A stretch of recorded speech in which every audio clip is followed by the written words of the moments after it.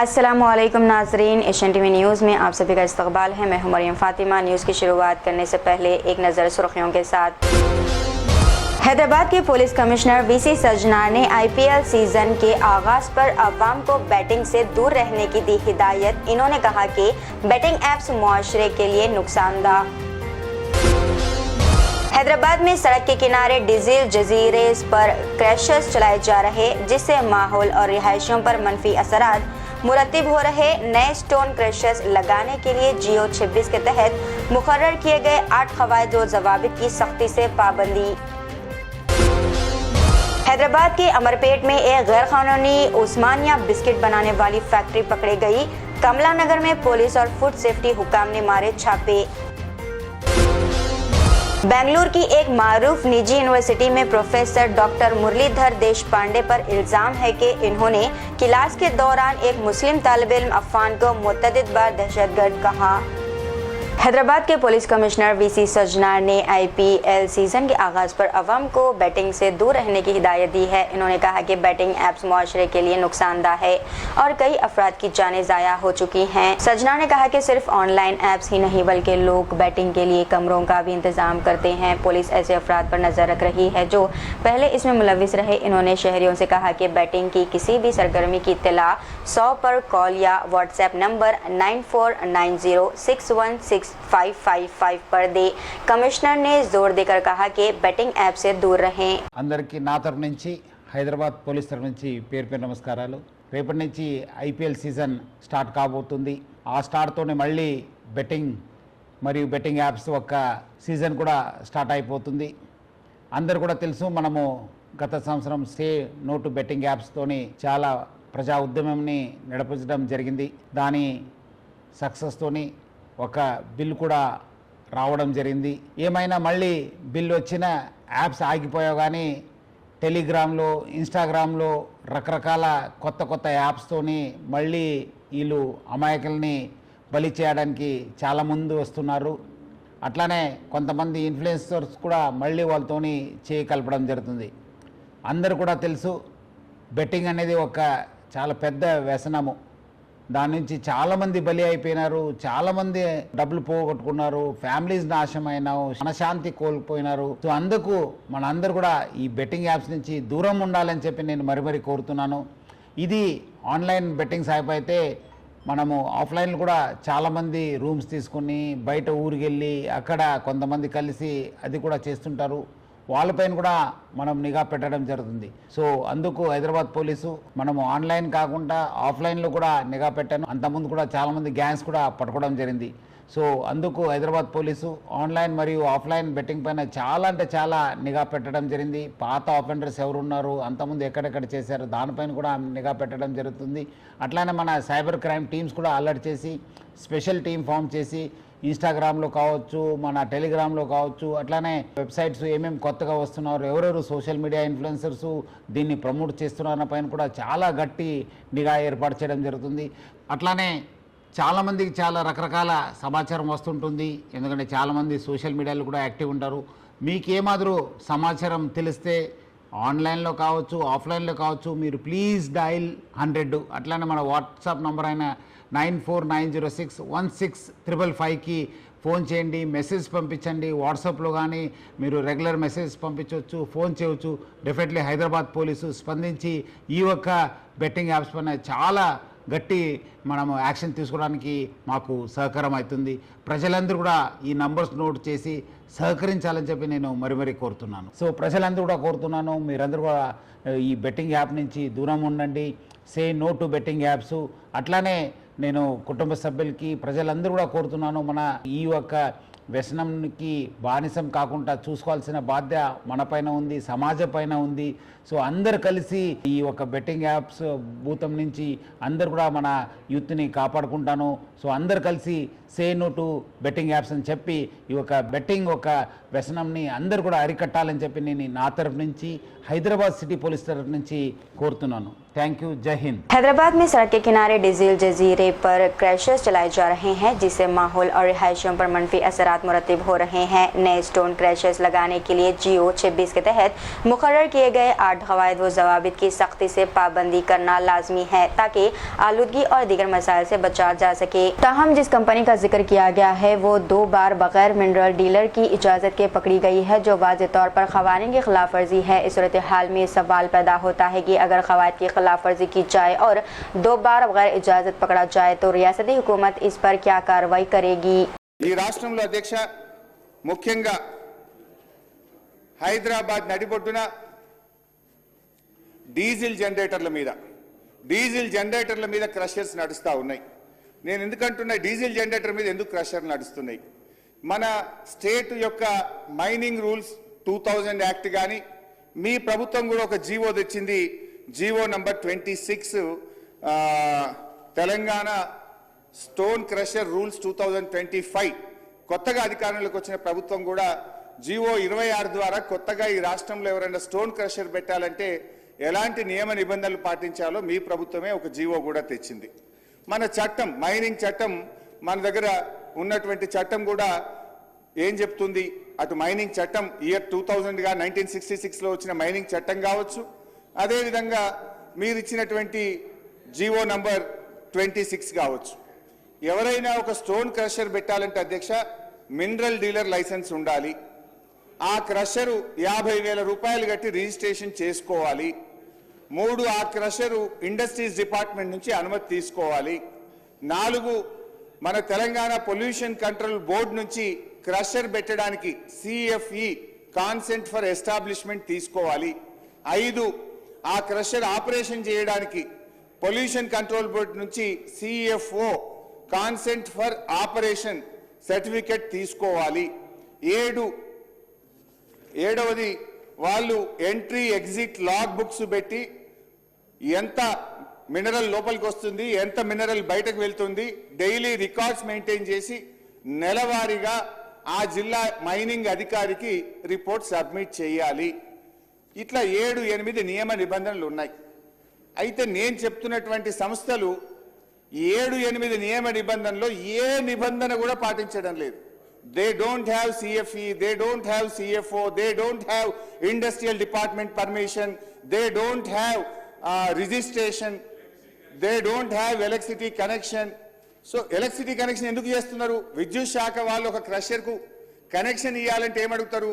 నీ రిజిస్ట్రేషన్ చూపి, నీ CFE చూపి, నీ CFO చూపి, ఇవి నీ మినరల్ డీలర్ లైసెన్స్ చూపి. అవేవి లేనప్పుడు ఏమవుతుంది? ఎలక్ట్రిసిటీ వాళ్ళు కనెక్షన్ ఇవ్వరు. ఇవ్వకపోవడం వల్ల ఏమవుతుంది? డీజిల్ జనరేటర్లు పెట్టి అక్రమంగా మైనింగ్ చేస్తూ ఉన్నారు.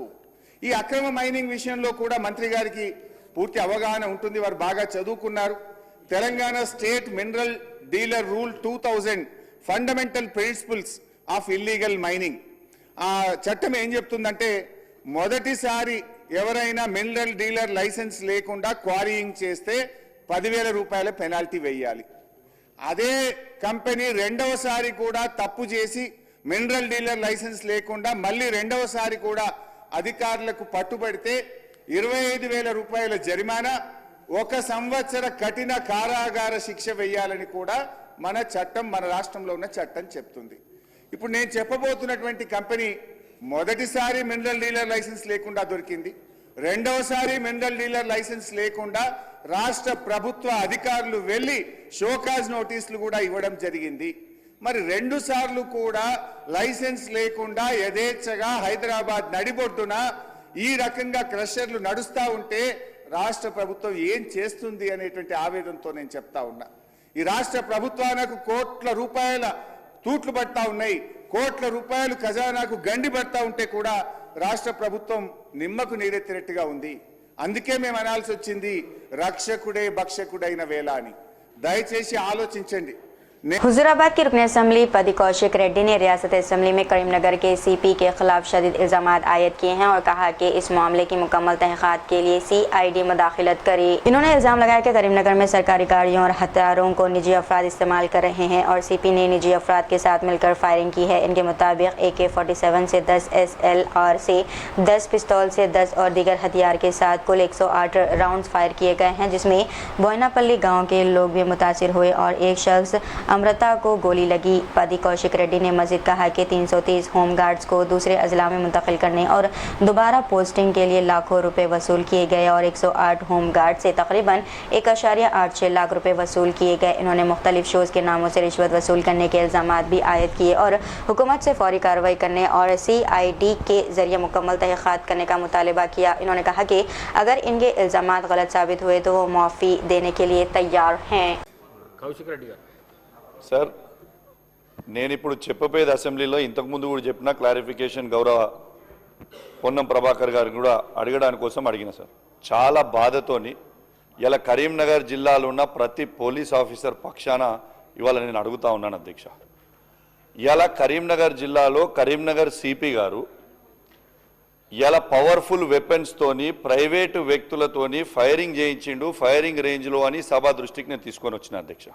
AK-47 వెపన్ తోని 10 రౌండ్లు, SLR వెపన్ తోని 10 రౌండ్లు, ఇలా పిస్టల్ తోని 10 రౌండ్లు, మొత్తము 180 రౌండ్లు ఫైరింగ్ ప్రైవేట్ వ్యక్తులతోని సిపి గారు సిపి గారి సతీమణి వారి ఫ్రెండ్స్ తోని ఫైరింగ్ చేస్తే బోనాలపల్లి అనే గ్రామంలో ఆ బుల్లెట్లు అన్ని దూసుకపోతే అమృతమ్మ అనే ముసలమ్మకి ఇలా కాలికి బుల్లెట్ తగిలింది. ఇది మీని చెప్పింది పూర్తిగా వాస్తవము, ఇది అవాస్తవం కానే కాదు. ఇది ఒకటి. రెండోది ఇలా 337 మంది హోంగార్డులని కరీంనగర్ జిల్లాలో ఉన్న హోంగార్డులని సిరిసిల్లాకి జగిత్యాలకి ట్రాన్స్ఫర్ చేసిరు. జగిత్యాల నుంచి సిరిసిల్లా నుంచి వచ్చిన హోంగార్డులు 186 మంది దగ్గర సిపి గారు లక్ష రూపాయలు తీసుకొని 1,86,00,000 రూపాయలు వసూలు చేసి ఇలా పోస్టింగ్లు ఇచ్చిండ్రు. పెద్దపల్లి గ్రామం పెద్దపల్లి జిల్లాకి ట్రాన్స్ఫర్ చేయలేదు. ఆనాడు పెద్దపల్లి జిల్లాలో హోంగార్డులను ఎందుకు ట్రాన్స్ఫర్ చేయాలంటే శ్రీధర్ బాబు గారి దగ్గరికి ఆ హోంగార్డులు వస్తే మీరు చెప్తే ట్రాన్స్ఫర్ చేయలేదు. కానీ ఇది నేను చెప్పింది 100కి 100 వాళ్ళు నిజము. ఇది అయిపోయిన తర్వాత ఇలా కరీంనగర్ జిల్లాలో అలాట్ అయిన ఇనోవా ప్రైవేటు వ్యక్తులకి తీసుకొచ్చి హైదరాబాద్లో పెట్టినని సువేదాతో సహా ఇదే అసెంబ్లీ సాక్షిగా మీకు నేను చూపించిన. ఇలా ఎందుకు మీరు యాక్షన్ తీసుకుంటలేరు? ఇలా సిపి గారి మీద ప్రేమ ఏంటిది ప్రభుత్వానికని నేను అడుగుతా ఉన్నాను. ఇలా ఒక సిపి గారు ఈ విధంగా మిస్యూజ్ చేస్తూ ఉంటే దీనివల్ల చెడ్డ పేరు ఎవరికి అధ్యక్ష? దీనివల్ల చెడ్డ పేరు వచ్చేది ప్రభుత్వానికే కదా. ఒక సిపి గారు ఆడ కూర్చొని ఇవన్నీ జల్సాలు చేస్తుంటే ఎంతవరకు కరెక్ట్ అని నేను అడుగుతా ఉన్నాను. ఇలా బడే ఖానా పేరు మీద అధ్యక్ష ఇలా ఒక్కొక్క SHO ఆఫీసర్ దగ్గర 25,000 రూపాయలు ఇలా వసూలు చేసిండు. 2 స్పిన్ ఆఫ్ బాటిల్ వసూలు చేసిండు. నేను చెప్పింది ముమ్మాటికి నిజము. నేను ఏదైనా తప్పు చెప్పుంటే నా ముక్కు భూమికి రాకి క్షమాపణ చెప్తా. దీనివల్ల IPS ఆఫీసర్లకి IAS ఆఫీసర్లకి చెడ్డ పేరు వస్తుంది. ఇలా నేను అందరు IPS ఆఫీసర్లను నేను అంటలేను. ఖచ్చితంగా దీని మీద సిట్ అయ్యాలి. ఇలా నా మీద CID ఎంక్వైరీ చేసిరు, ఏం లేకుండా CID ఎంక్వైరీ సిపి గారి మీద వేయండి. నేను చెప్పినది తప్ప అబద్ధమా అది చేయండి, ఎంక్వైరీ చేయండి. దీనివల్ల నష్టం ఎవరికైతుంది? దీనివల్ల నష్టమయ్యేది ప్రభుత్వానికే కదా. ఇలా ఇదే ప్రభుత్వానికి నేను చెప్పింది ఎవిడెన్స్తో సహా బయట పెట్టిన తర్వాత ఇప్పటిదాకా యాక్షన్ తీసుకుంటలేరంటే దీని మీద ప్రభుత్వానికి సిపి గారి మీద ఏం ప్రేమ? నేను చెప్పింది ఒక్కటే కాదు. ఇలా కరీంనగర్ జిల్లాలో ఉన్న ప్రతి SHO ముచ్చట మీకు చెప్పిన. ఇలా కరీంనగర్ జిల్లాలో ఉన్న ప్రతి కానిస్టేబుల్, SI, CI, హోంగార్డులు, హెడ్ కానిస్టేబుల్ల ముచ్చట వాళ్ళ పక్షాన మీ దృష్టికి నేను తీసుకొని వస్తున్నా అధ్యక్ష. ఇలా ఖచ్చితంగా అధ్యక్ష ఇంకోటి కూడా కరీంనగర్ జిల్లాలో ఇప్పటిదాకా ఇలా సరెండర్స్ ఇవ్వలేదు, PRCలు ఇవ్వలేదు, ఎరియర్స్ ఇవ్వలేదు.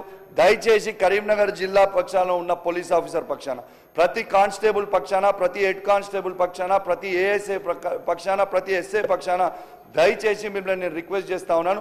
వాళ్ళ సరెండర్ లీవ్స్ కానీ ఎరియర్స్ కానివ్వండి TL DL కానీ దయచేసి వాళ్ళకి ఇవ్వాలని డిమాండ్ చేస్తా ఉన్నాను. మీ ప్రభుత్వానికి మాత్రం పూర్తిగా చెడ్డ పేరు తెస్తా ఉన్నాడు అక్కడ సిపి గారు.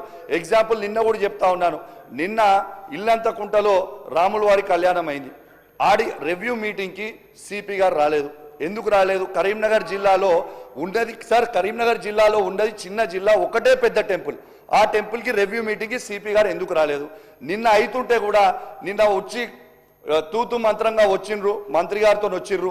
మంత్రి గారు మళ్ళీ హుస్నాబాద్ పోవాలి, పొన్నం ప్రభాకర్ గారు ఓకే ఐ అండర్స్టాండ్, ప్రభాకర్ గారు వేరు. మంత్రి గారు పోగానే 5 నిమిషాలు అక్కడ దాదాపు 50,000 మంది ఉంటారు. 50,000 మంది దాకా కళ్యాణానికి వచ్చినప్పుడు సిపి గారు లేచి మంత్రి గారు వెళ్ళిపోగానే మంత్రి గారు పోయిన 5 మినిట్స్గానే పోయాడు. మంత్రి గారిది తప్పు పడతలే నేను, గౌరవ మంత్రి గారు అక్కడ హుస్నాబాద్కి పోవాలి, వాడి దగ్గరికి పోవాలి, వచ్చిపోయారు, బట్టలు ఇచ్చిపోయారు. కానీ ఈ సిపి గారికి మీద ఏం ప్రేమ అనేది మీరే ఆలోచన చేయండి. దీనివల్ల ప్రభుత్వం పూర్తిగా చెడ్డ పేరు వస్తుంది ప్రభుత్వానికి, మొత్తం పోలీస్ డిపార్ట్మెంట్ మొత్తం కూడా చెడ్డ పేరు తెస్తా ఉందని చెప్పి సందర్భంగా తెలియజేస్తూ ఖచ్చితంగా సిపి గారి మీద యాక్షన్ తీసుకుంటారని నేను కోరుతా ఉన్నాను. గౌరవ జిల్లా మంత్రి గారు రిప్లై ఇస్తా ఉన్నారు. పొన్నం ప్రభాకర్ గారు, శ్రీధర్ బాబు గారు, లక్ష్మణ్ గారు దయచేసి ఇది మీరు చూసుకోవాలని విజ్ఞప్తి చేస్తూ సెలవు తీసుకుంటాను. Thank you very much. Telangana assembly ने L&T मेट्रो रेल प्रोजेक्ट को स्वाधीन करने का फैसला मुत्तफिका तौर पर मंजूर कर लिया है। ये फैसला अवामी मफाद में मेट्रो की तोसी और बेहतर इंतजामात को यकीनी बनाने के लिए किया गया। वज़ीर आला रेवंत रेड्डी ने असेंबली में मेट्रो रेल के स्वाधीन होने पर करारदाद पेश की, जिसे तमाम अराकीन ने एक आवाज़ में मंजूर कर दिया। मौजूदा वक्त में शहर में 59 किलोमीटर मेट्रो लाइनें तामीर हो चुकी हैं और ये मनसूबा शहरी आमदोरफ्त के लिए अहम सहूलत फराहम कर रहा है। हुकूमत ने मेट्रो की तोसी में हायल रुकावटों का जायजा लिया और अवामी मफाद में फैसला किया कि मेट्रो रेल के नेटवर्क को मजीद बढ़ाया जाएगा ताकि शहरी इलाकों में नकल व हमल आसान और मौसूर हो। इस इक़दाम से न सिर्फ शहरियों को बेहतर सहूलियात मैसर आएंगी बल्कि ट्रैफिक और माहौलियाती दबाव को कम करने में भी मदद मिलेगी। मजीद ये कि मेट्रो की स्वाधीन करने से मनसूबे पर कंट्रोल, इसकी हिफाजत वक्त पर मुकम्मल होने और मियार की निगरानी बेहतर अंदाज में की जा सकेगी। విశాల ప్రజా ప్రయోజనాల దృష్ట్యా Hyderabad core urban region metro network విస్తరించాలనే వివిధ వర్గాల డిమాండ్ మేరకు మెట్రో విస్తరణకు రాష్ట్ర ప్రభుత్వం నిర్ణయం తీసుకుంది. విస్తరణకు ఉన్న అడ్డంకులను, ఎదురవుతున్న సమస్యలను లోతుగా సమీక్షించింది. ప్రస్తుతం ఉన్న మెట్రో ఫేజ్ 1 మొత్తము 69 కిలోమీటర్ల మేరకు నిర్మాణం జరిగింది. ఫేజ్ 2A 76.4 కిలోమీటర్లు, ఫేజ్ 2B 86.1 కిలోమీటర్ల మేర విస్తరణ ప్రతిపాదనలు కేంద్ర ప్రభుత్వానికి సమర్పించడం జరిగింది. హైదరాబాద్ మెట్రో విస్తరణకు ప్రస్తుతం ఉన్న ప్రత్యేక పరిస్థితిని సభలో వివరంగా చర్చించడం శ్రీధర్ బాబు గారు వివరించడం జరిగింది. ఫేజ్ 1 మెట్రో నిర్వహణలో ప్రైవేట్ నిర్వహణలో ఉండగా కేంద్ర రాష్ట్ర ప్రభుత్వాల సంయుక్త భాగస్వామ్యంతో ఫేజ్ 2A అండ్ B ప్రభుత్వ ప్రాజెక్టుగా చేపట్టేందుకు ఎదురవుతున్న సాంకేతిక, చట్టపరమైన, నిర్వహణ సమస్యల్ని దృష్టిలోకి తీసుకోవడం జరిగింది. కేంద్ర ప్రభుత్వం లేవనెత్తిన అంశాలను పరిష్కరించేందుకు L&T సంస్థ నుండి మెట్రో ఫేజ్ 1 నెట్వర్క్ను రాష్ట్ర ప్రభుత్వం HMRL అంటే హైదరాబాద్ మెట్రో రైల్వే లిమిటెడ్ ద్వారా స్వాధీనం చేసుకునే నిర్ణయాన్ని ఈ సభ ఏకగ్రీవంగా ఆమోదించవలసిందిగా కోరుతూ, అదేవిధంగా మెట్రో ఫేజ్ 1 స్వాధీనం చేసుకునే ప్రక్రియకు రాష్ట్ర ప్రభుత్వం తీసుకున్న నిర్ణయాలను ఈ గౌరవ సభ సమర్థించి పూర్తి మద్దతు ప్రకటించాల్సిందిగా కోరుకుంటూ, ఫేజ్ 2 విస్తరణకు కేంద్ర ప్రభుత్వ ఆమోదం త్వరగా పొందేందుకు రాష్ట్ర ప్రభుత్వం గట్టిగా కృషి చేయాలని కోరుకుంటున్నాం. అధ్యక్ష, ఈ ప్రతిపాదన హైదరాబాదులో విస్తరిస్తున్న జనాభా అవసరాలు, ప్రజా రవాణా సౌకర్యాన్ని మెరుగుపరచాలి. ఈ మెట్రో నగరాన్ని అంతర్జాతీయ స్థాయిలో గుర్తింపు తేవడానికి అవసరమైన కార్యాచరణను, ప్రణాళికల్ని మన రాష్ట్ర ప్రభుత్వం రచించుకున్నది. కాబట్టి ఈరోజు మెట్రో విస్తరణ జరగాలి అని అంటే కేంద్ర ప్రభుత్వం, రాష్ట్ర ప్రభుత్వం కలిసి విస్తరించాలి. విస్తరణకు అవసరమైన విధి విధానాలను, కార్యాచరణను ముందుకు తీసుకువెళ్ళాలి అని అంటే ఫేజ్ 1ని L&T సంస్థ నుంచి రాష్ట్ర ప్రభుత్వము స్వాధీనం చేసుకోవాల్సిన పరిస్థితులు ఉత్పన్నమైనవి. అందుకోసం ఈరోజు మెట్రో 1ని L&T నుంచి రాష్ట్ర ప్రభుత్వము స్వాధీనం చేసుకోవడానికి అవసరమైన తీర్మానాన్ని ఈరోజు సభలో ప్రవేశపెట్టడం జరిగింది. సభ్యులందరినీ ఏకగ్రీవంగా ఈ తీర్మానాన్ని ఆమోదించవలసిందిగా తమరి ద్వారా విజ్ఞప్తి చేస్తున్నాను. అధ్యక్ష, సభ్యులందరూ ఏకగ్రీవంగా ఈ తీర్మానానికి మద్దతు పలికినందుకు తమరి ద్వారా సభ్యులందరికీ మనస్ఫూర్తిగా అభినందనలు కృతజ్ఞతలు తెలియజేస్తున్నాను. हैदराबाद के अंबरपेट में एक गैर कानूनी उस्मानिया बिस्किट बनाने वाली फैक्ट्री पकड़ी गई है. कमला नगर में पुलिस और फूड सेफ्टी हुकाम ने छापा मारकर इस यूनिट में शदीद फूड सेफ्टी खिलाफ वर्जियां बेनकाब किए. तहकीकात के दौरान मालूम हुआ है कि पैदावार में खतरनाक केमिकल्स और मसनूई रंग इस्तेमाल किए जा रहे थे और सड़े हुए अंडे शामिल किए जा रहे थे. इसके अलावा फैक्ट्री का माहौल इंतहाई गैर सेहतमंद पाया गया. यूनिट के मालिक मीराज को हिरासत में ले लिया गया और हुकाम ने अवामी सेहत को खतरे में डालने वालों के खिलाफ सख्त कार्रवाई की वार्निंग दी है.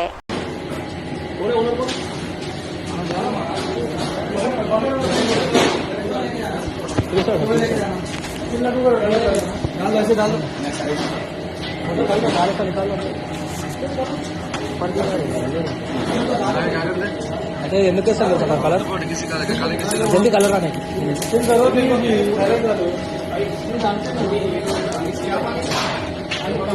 तेरा हाथ पे को लगा रहे हाथ पे को लगा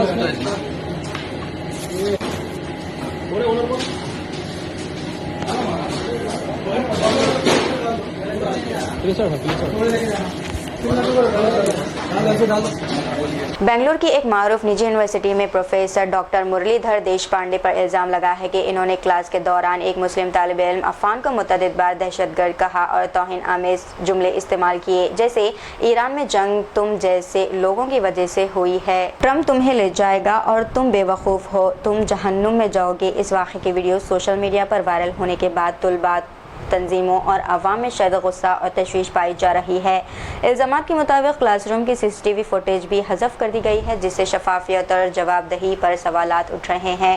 मुतासिरा तालिब इल्म की हिमायत करने वाले कुछ तुलबा को भी मुअत्तल कर दिया गया, जबकि प्रोफेसर ने बाद में इंतज़ामिया को तहरीर माफ़ीनामा दिया, मगर बराह रास्त तालिब इल्म से मुआज़रत नहीं की गई. शदीद रद्द-ए-अमल के बाद यूनिवर्सिटी इंतज़ामिया ने प्रोफेसर को मुअत्तल कर दिया है और अंदरूनी जाँच जारी है, जबकि तुलबा तंजीमें इस वाक़े को मजहबी नफरत अंगेज़ तकरीर करार दे कर सख्त कार्रवाई का मुतालिबा कर रहे हैं.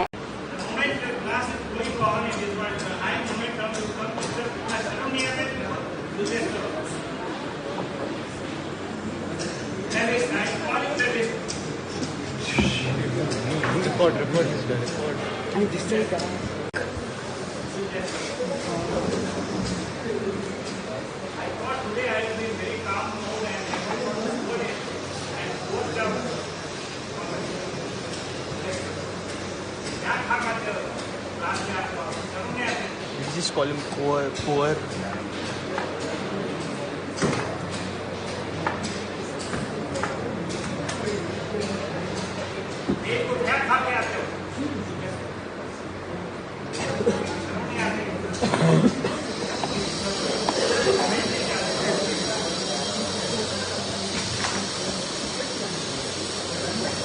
बैनुल-अक़वामी मीडिया रिपोर्ट्स के मुताबिक अबू धाबी में फ़िज़ाई दिफ़ाई निज़ाम ने एक बैलिस्टिक मिसाइल को कामयाबी से तबाह किया, ताहम इसी दौरान 5 हिंदुस्तानी शहरी ज़ख्मी हो गए. अबू धाबी मीडिया ऑफिस के मुताबिक खलीफा इकनॉमिक जोन के करीब मिसाइल के मलबे के गिरने से यह हादसा पेश आया. मलबा गिरने की वजह से 2 मुख्तलिफ मुकामात पर आग भड़क उठी, जिसे काबू पाने की कोशिशें जारी है. ज़ख्मी होने वाले अफराद को फौरी तौर पर तिब्बी इमदाद फराहम की गई. इस वाक़े पर मुकामी हुक्काम ने हिफाजती इक़दामात सख्त करने और शहरियों की हिफाजत को यकीनी बनाने का अंदिया दिया.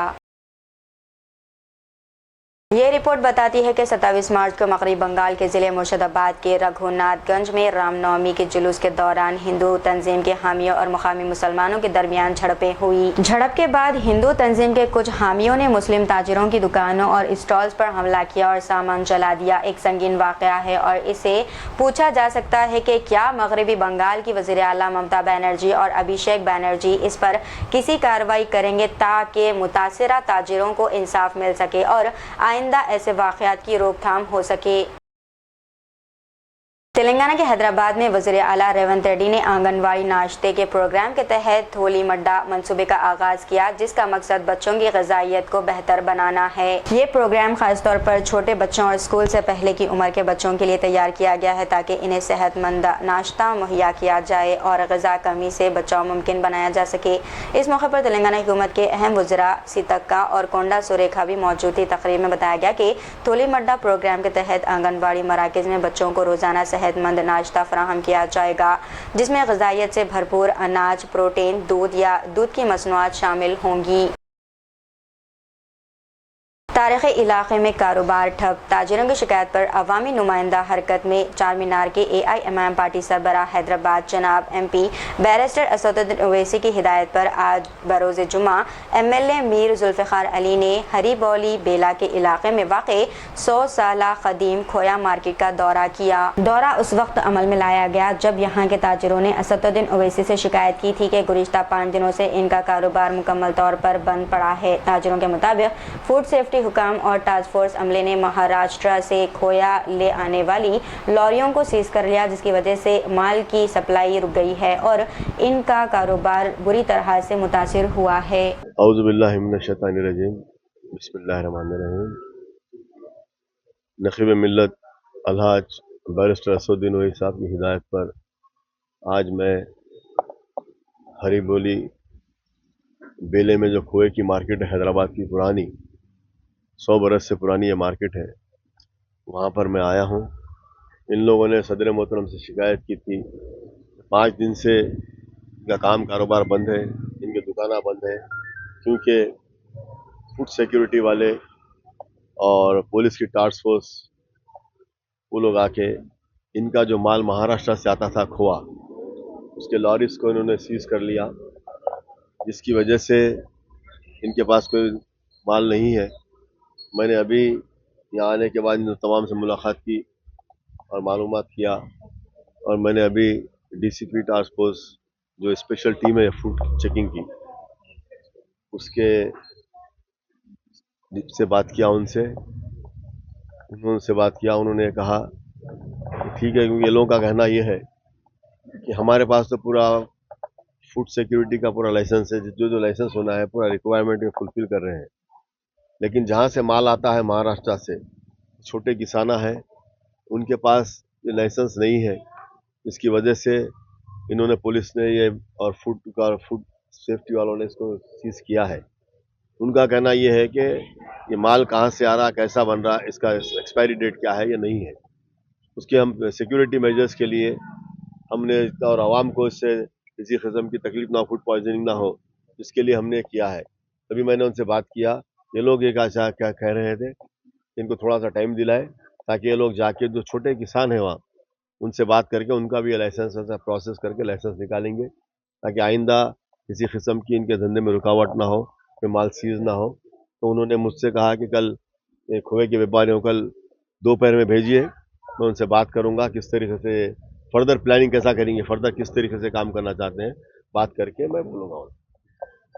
نیوز کے اختتام سے قبل ایک نظر سرخیوں پر۔